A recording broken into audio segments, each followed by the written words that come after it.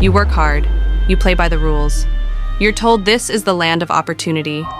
So why does it feel like you're running on a treadmill, sprinting faster and faster, but never actually getting anywhere? Why does a surprise $500 car repair completely derail your life? Why does the dream of homeownership feel like a fairy tale from a bygone era? You're not alone in feeling this. And it's not your fault. How are people affording life right now? How are people tackling this cost of living? Personally, I'm not. I'm from Southern California, but it's too expensive. Even with full-time work, I had 2 full-time jobs, working on the weekends and at night and in the morning. I still couldn't save up enough money for a deposit for a studio apartment or anything, frankly. So I had to make a change. And it's not your fault. The truth is, you were tricked. Not by a villain in a shadowy room, but by a system, a series of perfectly legal, culturally accepted mechanisms, designed to keep you exactly where you are, spending, borrowing, and struggling. The number one reason you're broke isn't your coffee habit. Stay with me, because in the next few minutes, we're going to pull back the curtain on the American trap, and you will never look at your money the same way again. Stop acting rich. You don't have any stinking money. Act like a broke person. Why? It's easy. You're a broke person. You make 60 or 90 or 160 a year and you got nothing. Nothing. No money. Save $20 a day. The reason why people don't have money is not how much money you get paid, it's how much money you save. We've all heard the advice, right? Skip the avocado toast. Brew your own coffee. It's a comforting lie. It puts the blame squarely on you, but let's look at the data. According to the Federal Reserve's 2022 survey of consumer finances, the median American family has only $8,000 in savings. $8,000. That's one medical emergency away from disaster. But if it's not the small luxuries, what is it? The trap is threefold. It's a psychological, financial, and cultural engine that operates right under our noses. It's built on the illusion of choice, the debt spiral, and the vanishing ladder.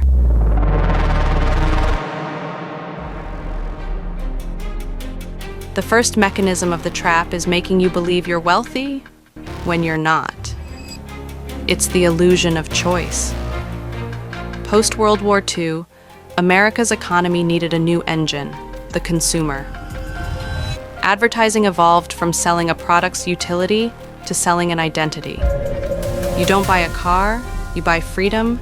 You don't buy sneakers, you buy status. But the game changed with one invention: the credit card. Bank AmeriCard. Think of it as money. Money when you're close to home. Money when you're away from home. And money for those times when cash, and only cash, will do. Bank AmeriCard. It's money in a more versatile form. Before the 1970s, credit was hard to get. Then, the financial system discovered something beautiful. For them, revolving debt. It was no longer about a one-time purchase. It was about keeping you in a perpetual cycle of payment. I recently posted about the fact I'm 26 years old and I'm in $95,487.73 worth of debt. Up until 24 hours ago, I did not know that was actually the total of all of my debt, credit cards and student loans. I have 50 days to pay off $13,000 worth of credit card debt. I have been financially not doing great. I am a nurse. Even though I am a nurse and I make good money, I don't have money. The data proves it. The New York Fed reports that as of Q4 2023, total U.S. household debt soared to a staggering $17.5 trillion.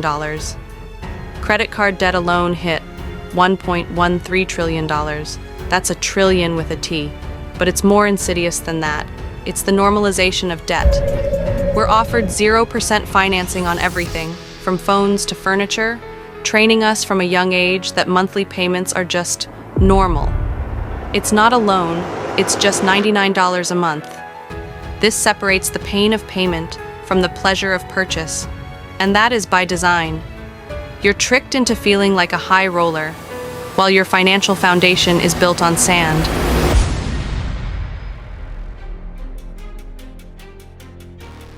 So you're born into a culture of consumption. You decide you want to do better, you want to get a leg up. So you follow the oldest advice in the book, get a good education, and that's where the second trap snaps shut. I'm about $180,000 in debt from both federal and private student loans, my car loan, credit cards. Not me entering my final stage of full-blown crash out. I'm literally crashing out. I was so excited for tonight. Oh my God. You're told a college degree is your ticket to the middle class, and for decades it was. But then, something broke. According to Forbes, as of 2023, total federal student loan debt is $1.77 trillion, spread over 43 million borrowers. I'm 35 years old and in $169,292.74 of debt, and I still live at home with my parents. How did this happen? It's a simple equation of supply, demand, and a guaranteed check. The government, wanting more people to go to college, made loans incredibly easy to get. Universities, seeing a flood of guaranteed money, had no incentive to keep costs down. They built luxury dorms, fancy gyms, and expanded administrations. Here's the proof. The Bureau of Labor Statistics shows that from 2000 to 2022, the cost of college tuition increased by over 180%. Compare that to the General Consumer Price Index, which rose about 74%. Tuition inflated more than twice the rate of everything else.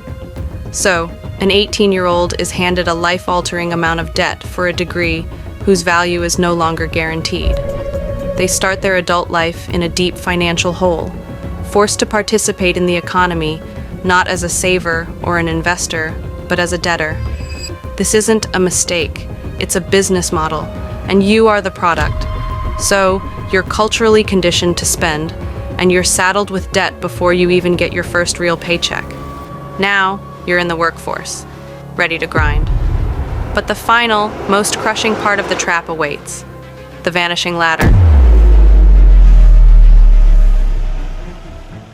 You work hard, you get a 3% raise, you feel like you're moving up. But are you? The Economic Policy Institute found that from 1979 to 2022, productivity grew by 64.6%, while typical worker compensation grew by only 14.8%.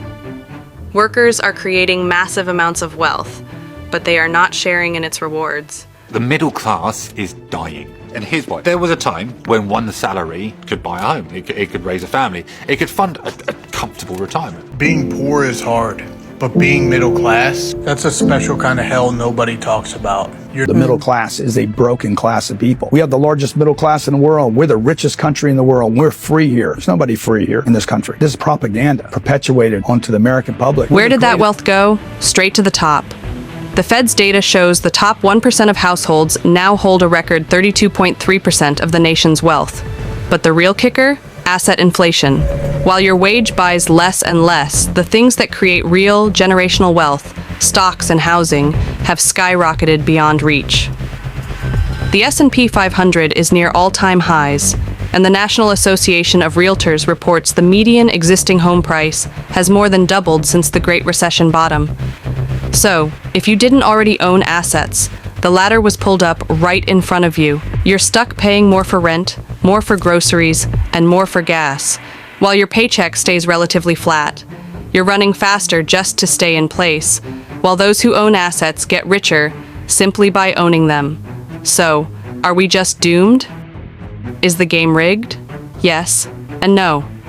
The system is absolutely stacked against the average person. But awareness is your first and most powerful weapon. The trap relies on you not seeing the strings. It relies on you blaming yourself. Now that you see it, you can start to fight back. Step 1. Reject the script. Question every purchase. Do you want it, or were you marketed to want it? Differentiate between a want and a need. Step 2. Declare war on debt. Attack high-interest debt, especially credit cards, with everything you've got. It is an emergency. Step 3. Invest in assets, not liabilities. Every dollar you don't spend on a depreciating liability is a dollar you can use to buy an appreciating asset. Even a small amount in a low-cost index fund starts building your own ladder. This isn't about getting rich quick. It's about opting out of a rigged game. It's about building real, resilient wealth on your own terms. Do you want to become a billionaire, then you have to think like a billionaire. If you want to build wealth, you actually have to confront what you don't know about money. You have to understand where to put your money. Once you make it, how does it grow without you actually being the one that's putting your energy and effort into making it grow? I'm a 24-year-old millionaire, but I knew I was gonna be a millionaire by the age of 20 because of this. The American dream wasn't about flashy cars and Instagram fame. It was about stability, security, and freedom. And that is still absolutely within your reach. But first, you have to open your eyes to the trap. What's one financial rule you live by to stay ahead of the game? Share it in the comments below. Let's learn from each other. And if this video gave you a new perspective, hit that like button and subscribe. It truly helps us out. Thanks for watching. See you in the next one.